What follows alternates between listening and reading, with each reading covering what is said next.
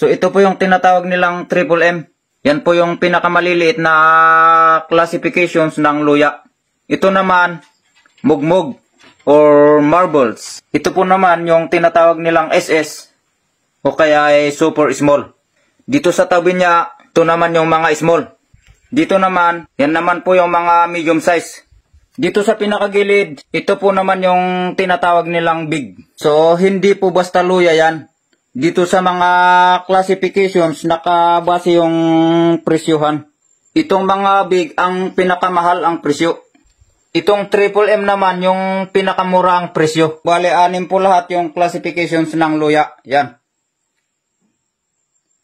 Nakadepende po dyan yung mga prices nila sa classifications. Marami pa po tayong ika-classify dyan. Pagkatapos ng 2 oras, may iilang na tuyo na kaya nakapag-pack na po tayo ng 6 na plastic. Ito po yung tinatawag nilang mugmug. Ito po naman yung SS, super small. Ito naman po yung small natin. And then, medium po yan. Bale, 2 plastic po yung medium natin. At 1 plastic na big. Ganyan po yung big natin. Marami pa po tayong dapat na ipack. Pag naipack lahat ito, may mahigit siguro na 20 na plastic yan.